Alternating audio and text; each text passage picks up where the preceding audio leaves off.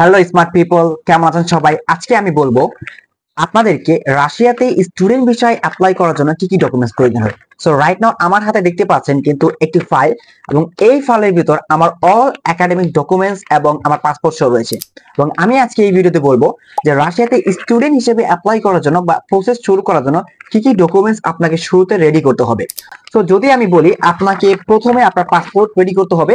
So এটা হচ্ছে আমার পাসপোর্ট, এবং এইটার ভ্যালিডিটি অ্যাটলিস্ট 6 মান্থ থাকতে হবে আপনার পাসপোর্টের মেয়াদ, যেটা সব দেশের জন্যই কিন্তু প্রয়োজন হয়।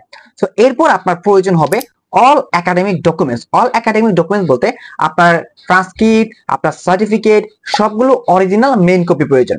সো এখন যদি আমি আমার সার্টিফিকেট গুলো বের করি, এখান থেকে দেখতে পাচ্ছেন। সো এখানে কিন্তু আমার অল একাডেমিক ডকুমেন্টস, এখানে রয়েছে আমার মেইন এসএসসি সার্টিফিকেট এবং এসএসসি ট্রান্সক্রিপ্ট লাইক মার্কশিট, যেটাকে বলা হয় নম্বর পত্র। এরপর রয়েছে কি এইচএসসির সার্টিফিকেট এবং মার্কশিট, যেখানে আপনাকে বলা হয় কি নম্বর পত্র। এই সকল কিছু আমার রেডি।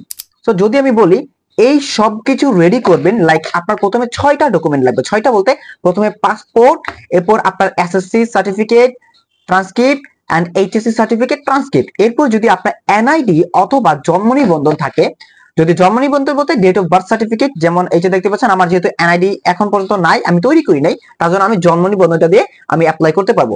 এবং আপনি এই সব কিছু রেডি করার পর এগুলো সব ডকুমেন্টস রাশিয়ান ভাষায় ট্রান্সলেশন করবেন। এখন রাশিয়ান ভাষায় কিভাবে ট্রান্সলেশন করবেন, হয়তো আপনি যদি ঢাকা থাকেন, ঢাকা থেকে আপনি করতে পারবেন, রাশিয়ার এম্বাসি যেখানে রয়েছে আশেপাশে, এবং ধানমন্ডি থেকেও আপনি চাইলে করতে পারবেন। বাট সবচেয়ে বেটার হবে যদি রাশিয়ার কারো মাধ্যমে আপনি করতে পারেন, রাশিয়া থেকে আপনি আপনার অল ডকুমেন্টস গুলো ট্রান্সলেশন করতে পারেন, তাহলে আপনি ইজিলি ভার্সিটিতে কি অ্যাপ্লাই করতে পারবেন। এবং অনেক ভার্সিটি কি আমাদের বাংলাদেশ থেকে ট্রান্সলেশন করা ডকুমেন্ট অ্যাকসেপ্ট করে না। তো তার জন্য আপনি সবচেয়ে বেশি যেটা ট্রাই করবেন, রাশিয়াতে এমন কেউ থাকে তার মাধ্যমে ট্রান্সলেশন করতে। এরপরে আপনার হাতে রেডি সব ডকুমেন্টস, লাইক আপনার ট্রান্সক্রিপ্ট, সার্টিফিকেট, ট্রান্সলেশন হয়ে গেছে, জন্ম নিবন্ধন, পাসপোর্ট, এভরিথিং। 6টা ডকুমেন্ট, লাইক 6টা ডকুমেন্ট আপনার কি ট্রান্সলেশন হয়ে গেছে।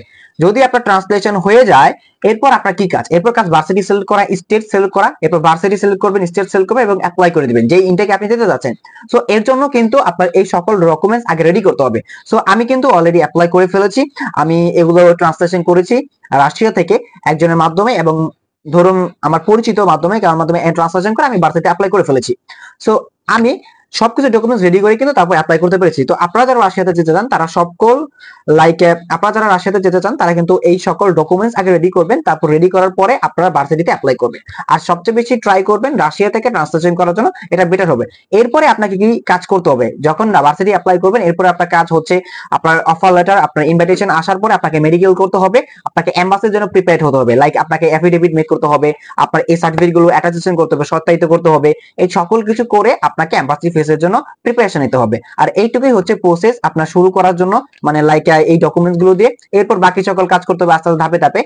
আর যারা এই ভিডিওটা দেখলেন আজকে, তারা অবশ্যই ভিডিওটি কেমন লাগছে এটা বলবেন, এবং অবশ্যই যদি একটু হেল্প হয়ে থাকে তাহলে সাবস্ক্রাইব করবেন চ্যানেলটিকে।